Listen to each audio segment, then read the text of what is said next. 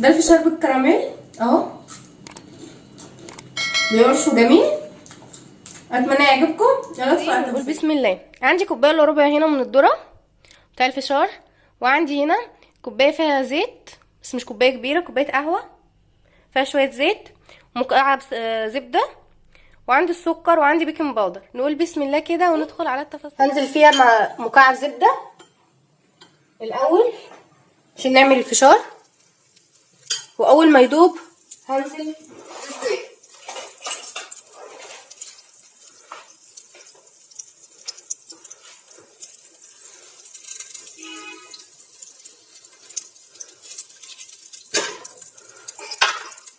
هدوب الزبده كويس.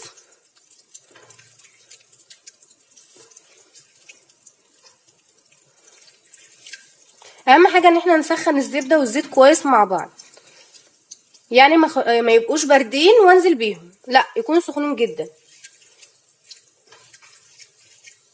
عندي الزبده بدات ان هي تدوب خالص. طبعا الكلام ده معليه النار عليه.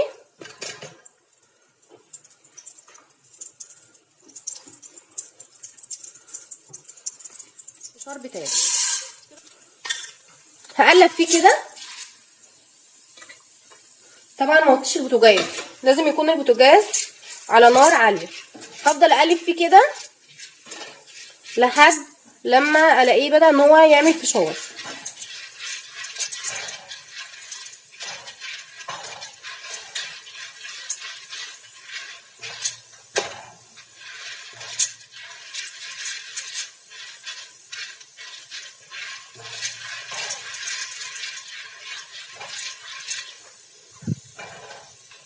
كده بدأ ان هو يعمل فشار. هغطي عليه.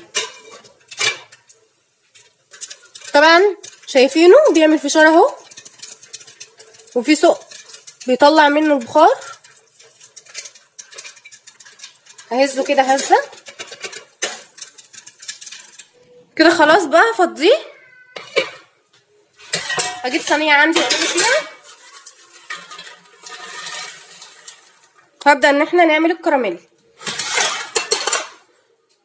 فضيته كده في الصينيه. هنبدأ ان احنا نعمل الكراميل. عندي كوبايه من السكر هنزل بيها، وعندي كوبايه الا ربع من الميه. هسيبهم بقى على نار هاديه يتكرملوا.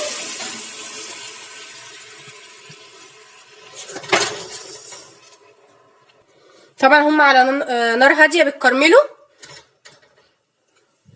هسيبهم بقى، واول ما يبداوا ان هم ياخدوا اللون هرجع لكم تاني. هنا هفضيه في البوله عشان ادهن الصينيه ماده دهنيه، عشان لما نيجي نفضيه يبقى سهل ونعرف نشيله.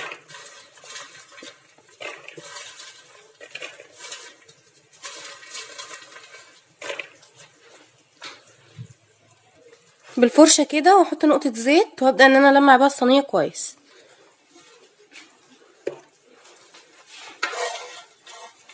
طبعا الفشار ده جميل جدا جدا جدا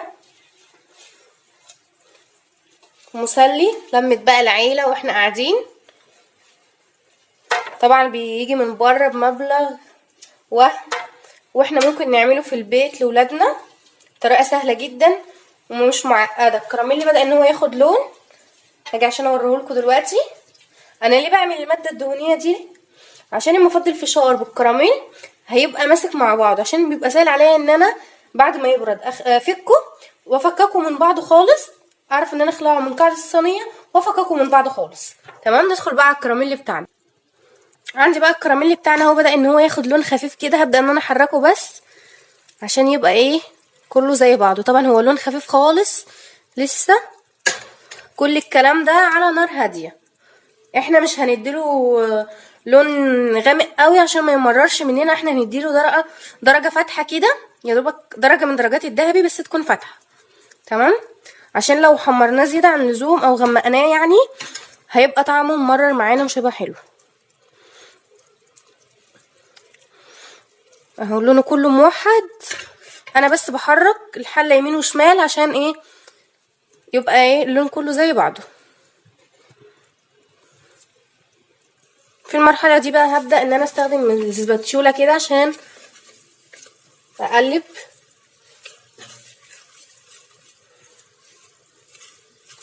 عشان يبقى كله لون متواحد.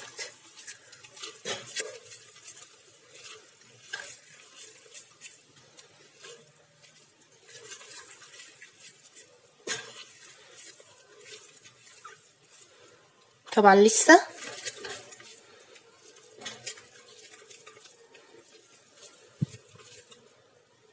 كده خلاص، هي دي الدرجه اللي انا عايزاها. هنزل بقى بالبيكنج باودر وهقلبه. البيكنج باودر ده اللي هيخليه هش معانا كده. كل الكلام ده هو على نار هاديه اهو. بصوا شايفين اترفع قوي. ناخد بالنا ان هو بيترفع لفوق. هنزل بقى بمكعب الزبده في الوقت ده.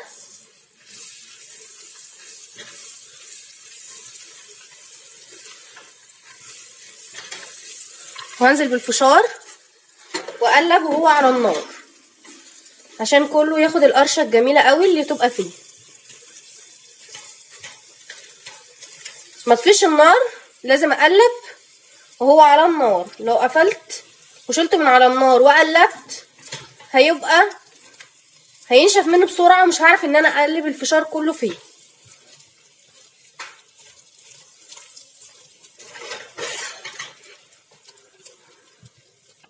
كده خلاص كله خد اللون الجميل قوي. هفضيه بقى. بصوا شايفين اللون اهو، كله متكرمل معانا، لون تحفه اهو، والطبقه شفافه كده. هنبدا ان انا افضيه. هفضيه بقى في الصينيه.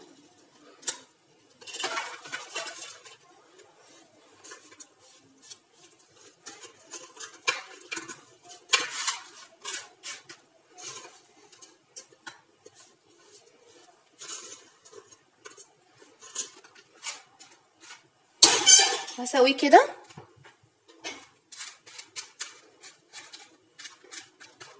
عشان لما يبرد اعرف اكسره. طبعا هسيبه يبرد خالص وهبدا ان انا افككه من بعضه.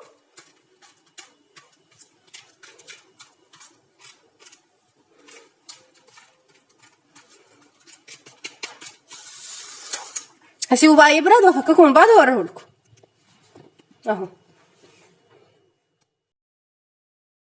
الفشار بتاعنا انتوا شايفين نقطة الزيت اللي احنا حطيناها خليته يطلع معانا ازاي. شايفين بيتفقش ازاي معانا اهو.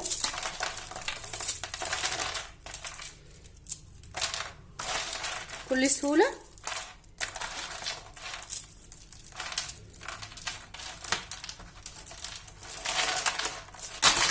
شايفين اهي.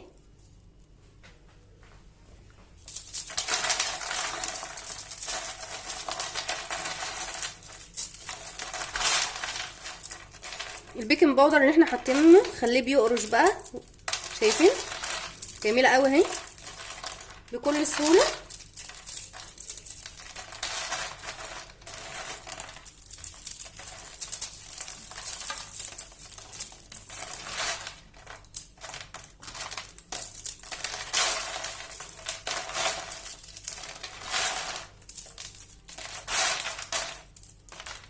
بالشكل ده. شايفين الكراميل كده شفاف اهو على الفشار. طبقه كده شفافه جميله قوي اهي، تحفه. اتمنى تجربوه بالشكل ده اهو، ومتغلف كويس. اهم حاجه نقلبه وهو على النار عشان يتغلف مننا، لكن لو طفينا النار وقلبنا الفشار هيروح بقى الكراميل مجمد كده، مش هنعرف ان احنا نقلبه. لكن هو على النار بيفضل سايح، نقدر ان احنا نتحكم فيه. تمام.